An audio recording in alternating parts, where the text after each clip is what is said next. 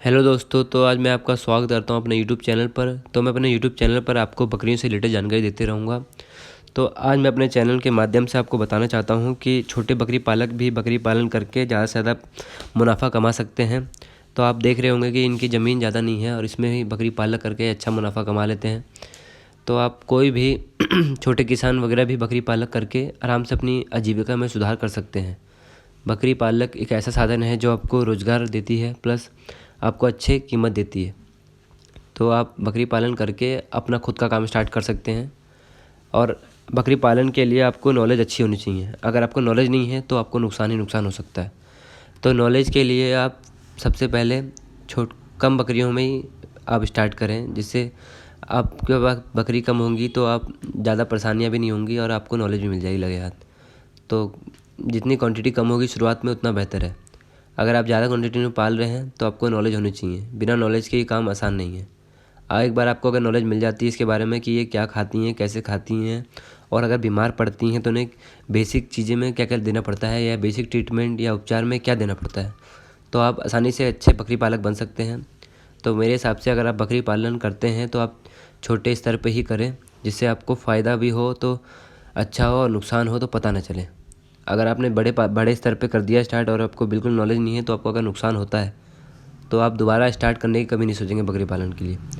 तो आप कभी भी स्टार्ट करते हैं तो छोटे से ही स्टार्ट करें, जिससे आप एक सीढ़ी की तरह, आप अगर कामयाबी पाएंगे तो एक सीढ़ी के स्टेप की तरह ही पाएंगे। आप एक बार में ही पूरे स्टेप पे नहीं चढ़ सकते हैं, आप स्टार्ट नीचे से ही करेंगे। तो आप बकरी पालन के लिए थोड़ी सी बकरियां में ही स्टार्ट करें। और जैसे इन्होंने देसी बकरियां पाली हैं तो आप भी देसी बकरियां पाल सकते हैं। देसी बकरियां जो होती हैं वो आम आदमी के बजट में आसानी से अवेलेबल हो जाती हैं।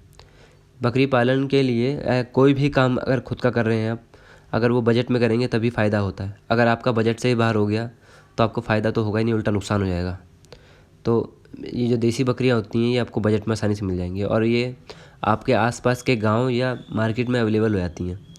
तो आप अगर ये बकरी पालन करते हैं, देसी से स्टार्ट करते हैं, तो आपको फ़ायदा भी अच्छा होगा और इनमें नुकसान बहुत ही कम होता है, क्योंकि बीमार भी नहीं पड़ती हैं और ये हर मौसम में सर्वाइव कर जाती हैं। ये खाने पीने में भी कुछ खास नहीं खाती, नॉर्मली जो आप देंगे वो खा लेती हैं। तो सीज़न के हिसाब से आप इन्हें खाना देंगे। जैसे चारा सीज़न जो चल रहा है, अगर बरसिंग का सीज़न चल रहा है तो बरसिंग दें। अगर गन्ने उगे हुए हैं और गन्ने का सीज़न चल रहा है तो गन्ने के जो पत्ते होते हैं जिन्हें अगोला कहते हैं वो भी दे सकते हैं आप। अभी तो अगोले का सीज़न चल रहा है तो हमने इसे अगोला ही दिया है, तो आप अगोला भी दे सकते हैं। ये सब करने से आपकी जो कॉस्टिंग में खर्चा कम आएगा, और कॉस्टिंग में खर्च कम आएगा तो जो बकरी के बच्चे पल के बड़े होंगे तो उनमें ज़्यादा से ज़्यादा मुनाफा आपको मिलेगा। तो मेरे हिसाब से आप आसपास जो भी अवेलेबल हो वो खिलाएं, जिससे कॉस्टिंग में खर्च कम आए।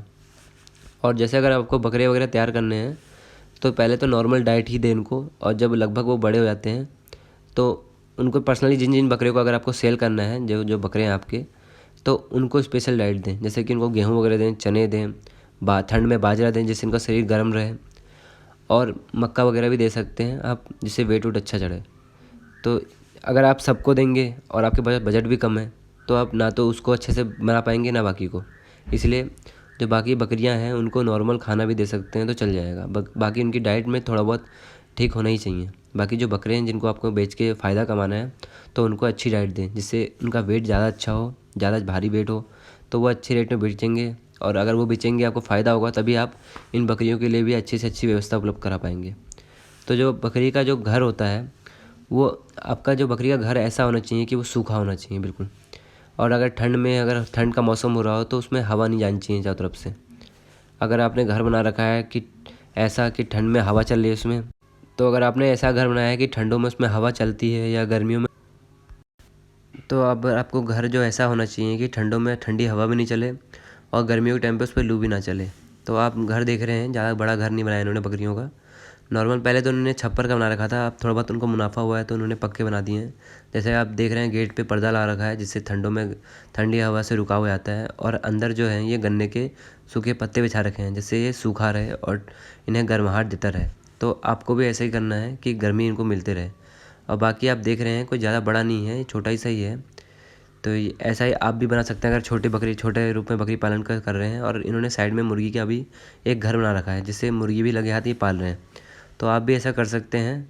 बस आपको घर ऐसा ही चाहिए कि उसमें बरसात का पानी ना आए, या हर हाल में सूखा रहे, ठंड में ठंडी हवा ना चले उसमें, और गर्मियों में इसमें लू ना आए। और गर्मियों के लिए उन्होंने पंखा भी लगा रखा है। तो आप भी ऐसी सुविधा करके अपनी बकरियों को बीमारियों से बचा सकते हैं। बाकी सूखे के लिए इसमें पुआल वगैरह भी डाल सकते हैं, जो आपके आसपास अवेलेबल हो वो डाल सकते हैं। आप इसमें ज़्यादा खर्चा ना करें, ये सब चीज़ें फ्री में मिल जाएंगी आपको, पुआल वगैरह। तो आप भी इसी तरह करके अपना खर्च कम कर सकते हैं और बकरियों को सेफ भी रख सकते हैं। तो आप छोटे स्तर पर बकरी पालन करेंगे तो आपको अच्छा फ़ायदा होगा। तो छोटे बकरी पालक भी अच्छा फ़ायदा उठा सकते हैं। तो आप भी ऐसा करके अच्छा फ़ायदा उठा सकते हैं। अगर मेरी वीडियो अच्छी लगी तो आप लाइक एंड सब्सक्राइब करें एंड शेयर करें।